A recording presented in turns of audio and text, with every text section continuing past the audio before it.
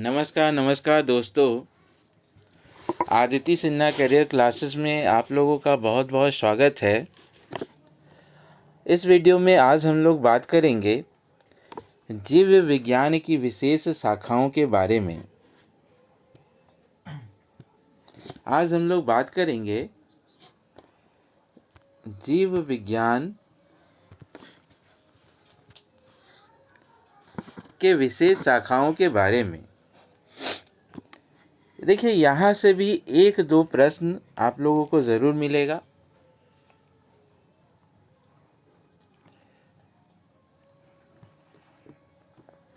तो देखिए, सबसे पहले एपीकल्चर। एपीकल्चर किसको कहते हैं हम लोग? तो मधुमक्खियों के पालन के अध्ययन को, मधुमक्खी के पालन के अध्ययन को क्या कहा जाता है? तो एपीकल्चर कहा जाता है।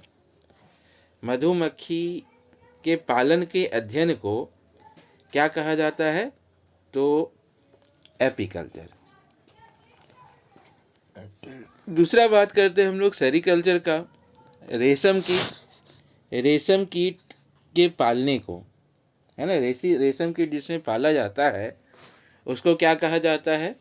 तो उसको सेरीकल्चर। देखिए, ये बहुत ही इम्पॉर्टेंट है। ये दो प्रश्न आपका हमेशा आपको एग्जाम में मिलेगा, एपीकल्चर और सेरीकल्चर, है ना। मधुमक्खी पालन के अध्ययन को एपीकल्चर कहते हैं, रेशम कीट के पालन को अध्ययन को सेरीकल्चर कहा जाता है।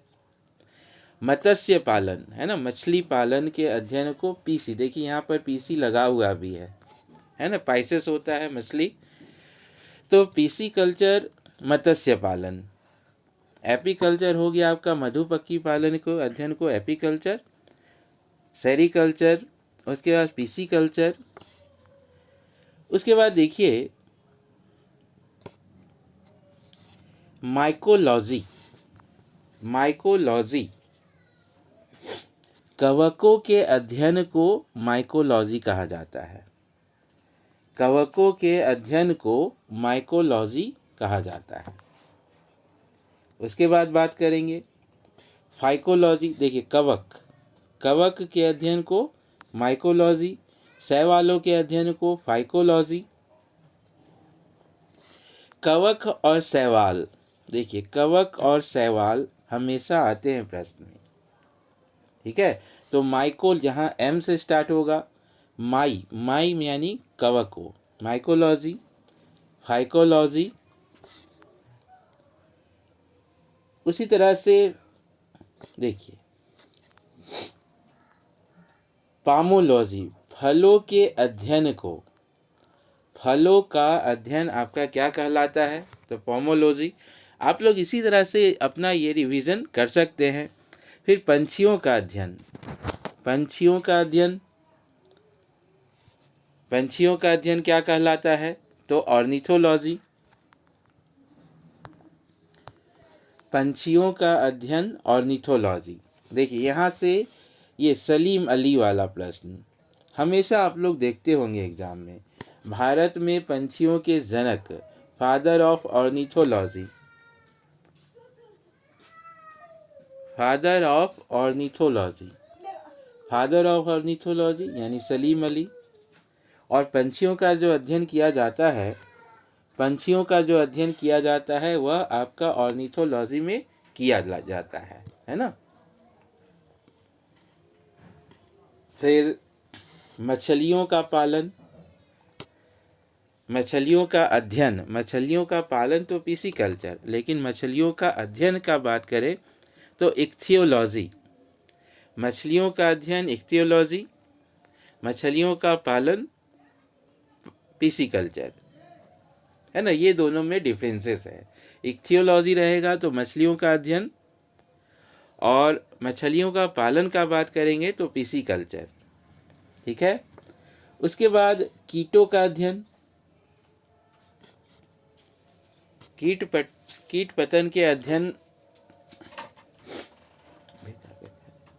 कीट पतंग के अध्ययन को हम लोग क्या कहते हैं? कीटों का अध्ययन। कीटों का अध्ययन आपका एंटेमोलॉजी कहलाता है। कीटों का अध्ययन एंटेमोलॉजी कहलाता है ना। कीटों का अध्ययन एंटीमोलॉजी। सांपों का अध्ययन, सांपों का अध्ययन का बात करेंगे तो ऑफियोलॉजी। सांपों का अध्ययन क्या कहलाता है तो ऑफियोलॉजी। सर्पों का अध्ययन, देखिए कीटों का अध्ययन तो एंटोमोलॉजी, सांपों का अध्ययन ऑफियोलॉजी। उसके बाद जंतुओं के विभिन्न अंगों की आंतरिक संरचना, कोई भी जंतु, कोई भी एनिमल का अगर हम लोग आंतरिक संरचना का बात करें, आंतरिक संरचना कौन सा आपका सब्जेक्ट में आएगा, कौन सा विषय पढ़ेंगे तो आंतरिक संरचना का अध्ययन कहलाएगा तो एनाटॉमी, है ना। देखिए कीटों का अध्ययन, कीटों का अध्ययन आपका क्या कहला रहा तो एंटोमोलॉजी, लेकिन आंतरिक रचनाओं का अध्ययन, आंतरिक रचनाओं का अध्ययन तो एनाटॉमी। आंतरिक रचनाओं का अध्ययन क्या कहलाएगा तो एनाटॉमी। उसी तरीके से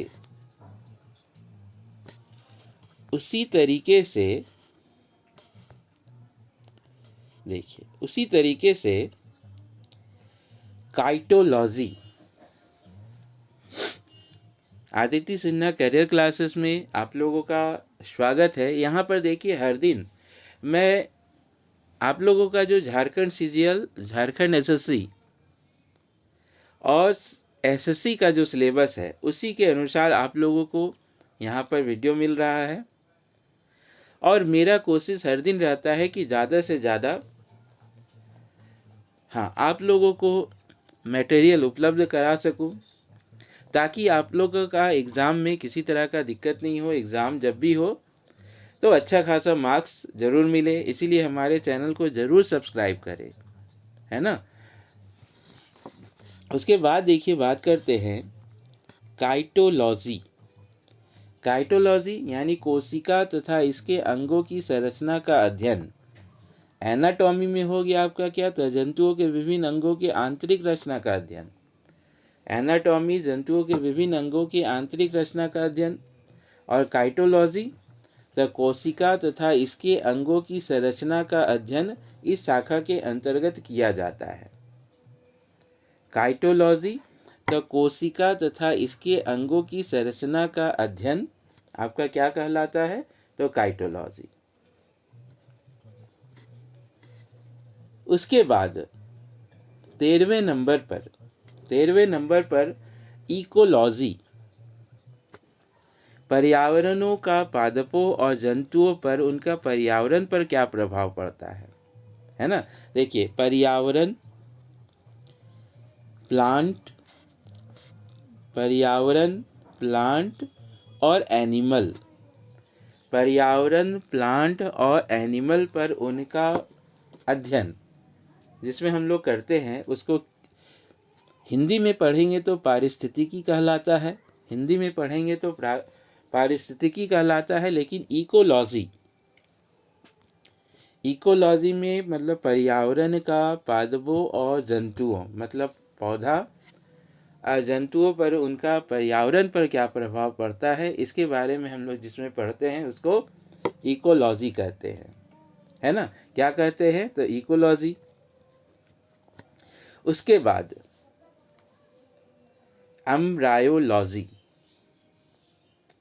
एम्ब्रायोलॉजी में हम लोग क्या पढ़ेंगे, ये देखिए यहाँ पर क्या टॉपिक चल रहा है तो जीव विज्ञान की शाखाओं के बारे में, जीव विज्ञान की शाखाओं के बारे में, मतलब कौन सा विज्ञान में हम लोग क्या क्या पढ़ेंगे उसके बारे में हम लोग जान रहे हैं।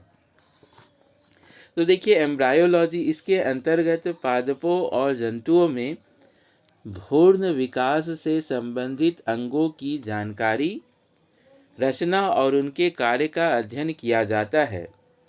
एम्ब्रायोलॉजी में इसके अंतर्गत पादपों एवं जंतुओं में भ्रूण विकास से संबंधित अंगों, उनकी रचना और कार्यों का अध्ययन किया जाता है। उसके बाद बात करेंगे, देखिए जेनेटिक क्या होता है। जेनेटिक यानी आनुवांशिकी, आनुवांशिकी के सिद्धांतों एवं पौधों एवं जंतुओं की उत्पत्ति संबंधित अध्ययन को क्या कहा जाता है? तो अनुवांशिकी कहा जाता है। अनुवांशिकी का सिद्धांत क्या है? तो पौधों और जंतुओं की उत्पत्ति, पौधों और जंतुओं की उत्पत्ति से संबंधित अध्ययन को क्या कहते हैं? तो अनुवांशिकी कहते हैं। उसके बाद पैलिएंटोलॉजी, पैलिएंटोलॉजी यानी जीवाश्म विज्ञान, पैलिएंटोलॉजी यानी जीवाश्म विज्ञान, इसमें पादपों एवं जंतुओं के जीवाश्मों का अध्ययन किया जाता है। मतलब पौधा और जंतुओं के बीच जो जीवाश्म बनता है उसके अध्ययन को क्या कहते हैं? तो पैलिएंटोलॉजी। उसके अध्ययन को क्या कहा जाता है? तो पैलिएंटोलॉजी। उसके बाद टैक्सोनॉमी, टैक्सोनॉमी इसके अंतर्गत विभिन्न पादपों एवं जंतुओं की पहचान, इसके अंतर्गत विभिन्न पौधा एवं जंतुओं की पहचान,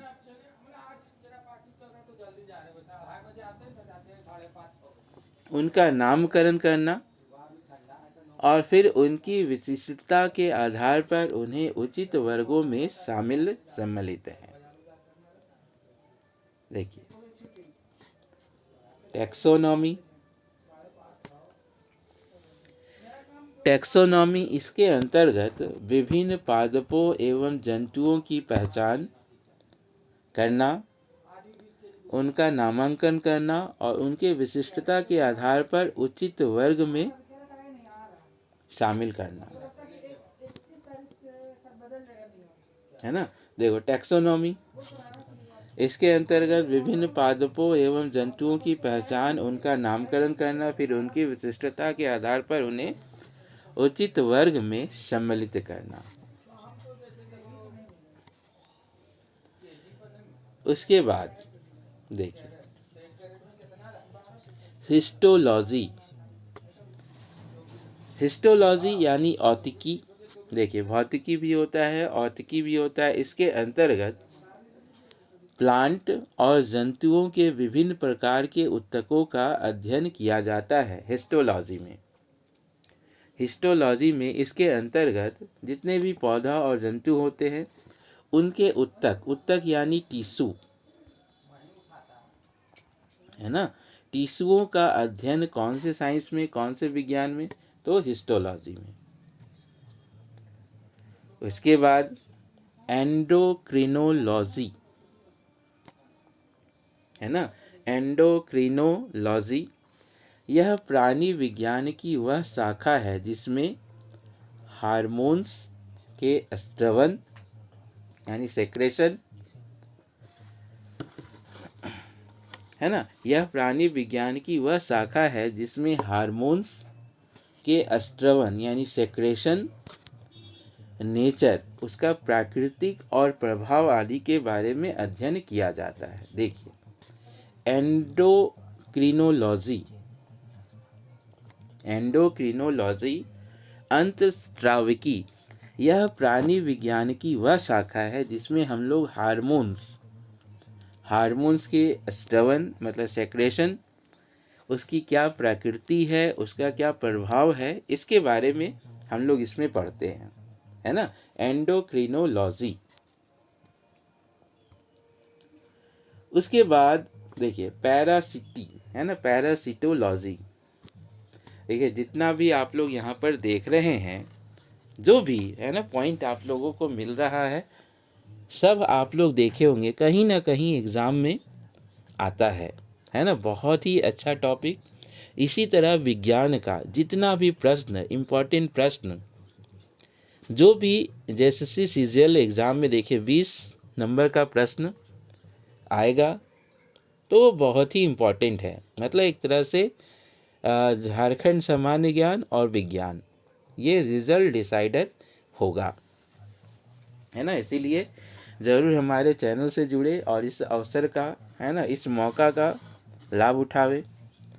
पैरासिटोलॉजी तो इसमें क्या है, देखिए प्राणी विज्ञान की वह शाखा जिसके अंतर्गत हम लोग परजीवों, है ना, परजीवों की संरचना तथा जीवन क्रियाओं का अध्ययन करते हैं।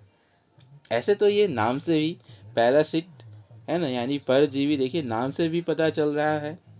तो प्राणी विज्ञान की वह शाखा जिसके अंतर्गत परिजीवों की संरचना तथा जीवन क्रियाओं का अध्ययन किया जाता है।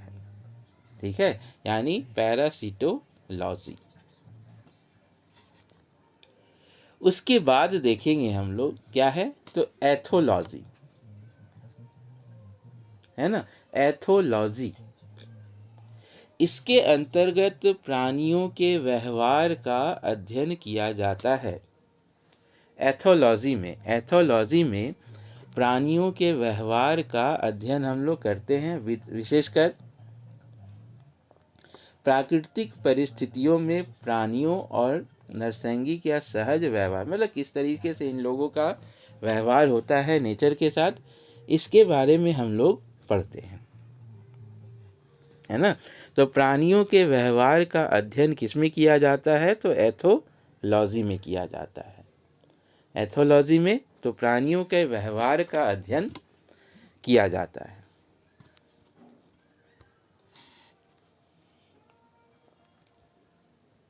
उसके बाद हर्पेटोलॉजी। हर्पेटोलॉजी यह प्राणी विज्ञान की वह शाखा है जिसमें रिप्टाइल या सरीसृपों, यह प्राणी विज्ञान की वह शाखा है जिसमें रिप्टाइल या सरीसृपों तथा एम्फीबियन की संरचना, देखिए बहुत ही इम्पोर्टेंट, बहुत बार ये वाला प्रश्न आया हुआ है। यह प्राणी विज्ञान की वह शाखा जिसमें रिप्टाइल या सरीसृपों, रिप्टाइल या सरीसृपों का अध्ययन किया जाता है, एम्फीबियन की संरचना, स्वभाव और वर्गीकरण आदि का अध्ययन हम लोग किसमें पढ़ेंगे, तो हर्पेटोलॉजी में। ठीक है, प्राणी विज्ञान की वह शाखा जिसमें रिप्टाइल्स या सरीसृपों, जिसको रिप्टाइल्स भी कहा जाता है, उभयचर, एम्फीबियन जो दोनों जगह में रहते हैं, उसकी संरचना और स्वभाव और वर्गीकरण आदि का अध्ययन हम लोग किसमें करते हैं, तो हर्पेटोलॉजी में करते हैं। उसके बाद बात करेंगे, देखिए लिम्नोलॉजी। नदी, सरोवर आदि स्थिर मीठे पानी में पाए जाने वाले जो प्राणी होते हैं, है ना, नदी वगैरह में जो मीठे पानी, मतलब मीठे पानी में पाए जाने वाले प्राणियों का अध्ययन, मीठे पानी में पाए जाने वाले प्राणियों का अध्ययन लिम्नोलॉजी कहलाता है। मीठे पानी में पाए जाने वाले प्राणियों के अध्ययन क्या कहलाते हैं, तो लिम्नोलॉजी कहलाता है। उसके बाद देखिए बैक्टीरियोलॉजी। बैक्टीरियोलॉजी यह सूक्ष्म विज्ञान की वह शाखा जिसमें जीवाणुओं की संरचना, उनके प्रकार, वर्गीकरण, कार्यविधि तथा उनके अन्य जीवों पर प्रभाव आदि विषयों का अध्ययन किया जाता है। बैक्टीरियोलॉजी यह सूक्ष्म विज्ञान की वह शाखा है, सूक्ष्म विज्ञान की वह शाखा है जिसमें जीवाणु की संरचना, उनके प्रकार, वर्गीकरण, कार्यविधि तथा उनके अन्य जीवों पर जो प्रभाव होता है उसका अध्ययन हम लोग बैक्टीरियोलॉजी में करते हैं। देखिए ये सब देख के तो लगता है कि ये सब पढ़ा हुआ है, लेकिन जब एग्ज़ाम में आता है तो यही सब प्रश्न बहुत छूटने वाला होता है ना। तो चलिए देखिए वीरोलॉजी। वायरोलॉजी यानी विषाणु विज्ञान, यह सूक्ष्म विज्ञान की वह शाखा है जिसके अंतर्गत विषाणुओं के बारे में पढ़ा जाता है। वायरोलॉजी यानी वायरस से जुड़ा होगा। सूक्ष्म विज्ञान की वह शाखा, सूक्ष्म विज्ञान की वह शाखा जिसके अंतर्गत विषाणुओं के बारे में अध्ययन किया जाता है। ठीक है, विषाणुओं के बारे में अध्ययन क्या कहलाता है, तो सूक्ष्म विज्ञान। फिर एग्रोनॉमी। एग्रोनॉमी सस्य विज्ञान। एग्रोनॉमी खेतों में उगाई जाने वाली फसलों की अपनी विशेष आवश्यकता होती है। खेतों में उगाए जाने वाली फसलों की अपनी विशेष आवश्यकता होती है। कौन सी फसल के लिए किस प्रकार की मिट्टी, पानी, तापमान, उर्वरक आदि चाहिए ताकि पैदावार अच्छी हो, इस विज्ञान के तहत यह अध्ययन किया जाता है। एग्रोनॉमी, है ना। एग्रोनॉमी तो खेतों में उगाई जाने वाली फसलों की अपनी विशेष आवश्यकता, मतलब उसमें किस प्रकार की मिट्टी चाहिए, पानी चाहिए, तापमान चाहिए, उर्वरक चाहिए, तो इन सब के बारे में किस में पढ़ा जाता है, तो एग्रोनॉमी में।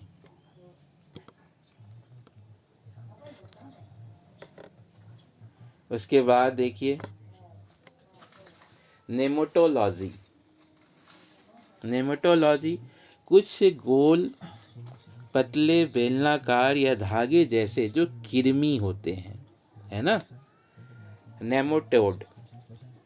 नेमेटोलॉजी तो कुछ गोल, पतले, बेलनाकार या धागे जैसे जो कृमियों का एक वर्ग है जिसमें कुछ सदस्य मिट्टी या पानी परजीवी होते हैं, है ना। नेमेटोड तो जैसे गोल, पतले, बेलनाकार या धागे जैसे जो कृमि का एक वर्ग होता है जिसमें कुछ सदस्य मिट्टी या पानी परजीवी के जैसे होते हैं। इस कारण फसलों में कई प्रकार के रोग उत्पन्न होते हैं, है ना। जो रोग उत्पन्न होता है उसको हम लोग क्या चीज़ में पढ़ेंगे, तो नेमेटोलॉजी। फिर देखिए हाइड्रोलॉजी। ये तो आप लोगों नाम से ही आप लोगों को पता चल जा रहा होगा, है ना। हाइड्रोलॉजी क्या है, तो विज्ञान की शाखा जिसके अंतर्गत भूमि जल के बारे में अध्ययन किया जाता है कि वह फसल के लिए उपयोगी है अथवा नहीं, क्योंकि कभी कभी भूमि जल से कुछ रसायनों के मिले होने से वह उपयोग लायक नहीं होता है। तो हम लोगों को इतना नहीं जानना है, सिर्फ हाइड्रोलॉजी। हाइड्रोलॉजी यानी जल विज्ञान, ठीक है। हाइड्रोलॉजी यानी जल विज्ञान। माइक्रोबायोलॉजी तो सूक्ष्म जीव विज्ञान। इस शाखा के अंतर्गत सूक्ष्म जीवों का अंतर्गत, देखिए यही ध्यान देना है, यही सब है ना ज़्यादा हम लोगों को दिक्कत करता है और यही सब प्रश्नों से हम लोग कंफ्यूज होते हैं। सूक्ष्म जीवों का अध्ययन, सूक्ष्म जीवों का अध्ययन क्या कहलाता है, तो माइक्रोबायोलॉजी। माइक्रोबायोलॉजी सूक्ष्म जीवों के अध्ययन, जिसे हम लोग सिर्फ माइक्रोस्कोप की सहायता से देख सकते हैं, जिसको हम लोग सिर्फ माइक्रोस्कोप की सहायता से देख सकते हैं, यह माइक्रोबायोलॉजी कहलाता है। उसके बाद हॉर्टिकल्चर। हॉर्टिकल्चर यानी बागीचाओं से संबंधित विज्ञान, जिसके बारे में पढ़ा जाता है उद्यानों से संबंधित जो विज्ञान होते हैं, फूल पौधों इस सब से जुड़ा हुआ, उसको हॉर्टिकल्चर कहते हैं, है ना। उसको हम लोग क्या कहते हैं, तो हॉर्टिकल्चर कहते हैं,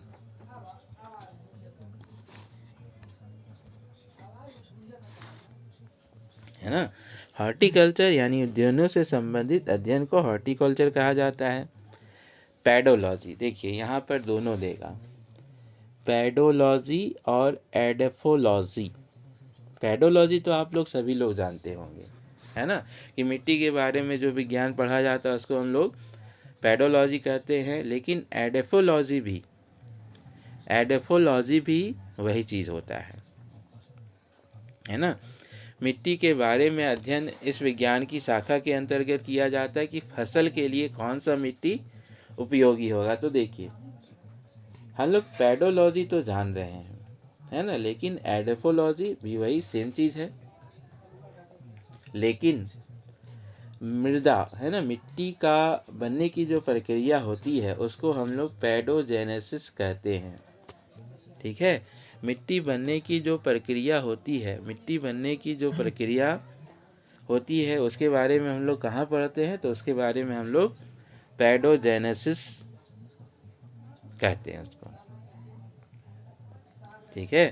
फसलों के लिए अलग अलग प्रकार की मिट्टी की आवश्यकता होती है। मृदा बनने की प्रक्रिया आपका क्या कहलाता है? तो पेडोजेनेसिस। चलिए उसके बाद देखिए सिल्वीकल्चर। वन वृक्ष विज्ञान, वनों में प्राकृतिक रूप से उगने वाले, वनों में प्राकृतिक रूप से उगने वाले अध्ययन, उगने वाले अथवा लगाए जाने वाले वृक्षों के बारे में हम लोग कहाँ पढ़ते हैं? तो सिल्वीकल्चर में। सिल्वीकल्चर वन वृक्ष विज्ञान, वनों में प्राकृतिक रूप से उगने वाले अथवा लगाए जाने वाले वृक्षों के बारे में जहाँ विस्तृत अध्ययन किया जाता है उसको हम लोग क्या कहते हैं? तो सिल्वीकल्चर। उसके बाद अगला है देखिए एक दो और है, फ्लोरिकल्चर, तो पुष्प विज्ञान, फूलों वाले पौधे तथा उनकी मिट्टी, पानी, खाद आदि की आवश्यकताओं के बारे, मतलब फूलों को क्या क्या आवश्यकता होती है इसके बारे में हम लोग फ्लोरिकल्चर में पढ़ते हैं, है ना। देखिए जहाँ पे हिंदी में नाम देगा वहाँ तो आप लोग टिक कर लीजिएगा, लेकिन कभी कभी यह नाम आपका फ्लोरिकल्चर ही लिख देगा, है ना। फ्लोरी यानी फ्लावर। उसके बाद लैरिनकोलॉजी, लैरिनकोलॉजी यानी वोकल कॉर्ड के बारे में, हम लोगों के शरीर का, मतलब किसी भी शरीर का वोकल कॉर्ड के बारे में जो अध्ययन किया जाता है ना, वोकल कॉर्ड के बारे में जिस विज्ञान में हम लोग पढ़ते हैं उसको क्या कहते हैं? तो उसको लैरिनेक्सोलॉजी कहा जाता है, लैरिनेक्सोलॉजी कहा जाता है। चलिए दोस्तों अगला है साइकेट्री, है ना। साइकेट्री 35 नंबर का। तो मस्तिष्क संबंधी विकारों का अध्ययन, हम लोगों के मस्तिष्क संबंधी जो विकारों का अध्ययन होता है वह हम लोग कहाँ पढ़ते हैं? तो साइकेट्री में। फिर टैक्सीडर्मेटोलॉजी, देखिए ऐसे भी डर्मेटोलॉजी जहाँ पे आता है चमड़ा वगैरह के बारे में हम लोग कहाँ पढ़ते हैं? तो टैक्सीडर्मेटोलॉजी। इसके अंतर्गत चर्म, इनके रोग, संरचना के बारे में हम लोग पढ़ते हैं, टैक्सीडर्मेटोलॉजी। उसके बाद है पशु चिकित्सा विज्ञान, तो वेटनरी साइंस। वेटनरी साइंस में हम लोग क्या पढ़ेंगे? तो पशु चिकित्सा, मतलब पशु के बारे में जो ट्रीटमेंट होता है उसके बारे में हम लोग कहाँ पढ़ेंगे? तो वेटनरी साइंस में। चलिए दोस्तों, तो आप लोगों को क्लास कैसा लगा, है ना, कैसा लगा? इस तरीके से और भी अच्छा होना चाहिएगा, ज़रूर कमेंट्स करें, लाइक करें, शेयर करें, और भी आप लोगों का कुछ डिमांड होगा तो उसको कमेंट बॉक्स में ज़रूर डालें, है ना, ताकि मैं उसी अनुसार से वीडियो डाल सकूं। और आप लोगों का देखिए ये सिर्फ़ और सिर्फ आप लोगों के लिए है ना, आप लोगों को पढ़ना है, अच्छे से करना है। चलिए इसी उम्मीद के साथ मैं यह क्लास यहीं पर ख़त्म कर रहा हूँ, यह वीडियो। उसके बाद फिर अगले वीडियो में फिर आप लोगों से मैं मिलूँगा। तब तक के लिए आप सभी लोगों का बहुत बहुत धन्यवाद।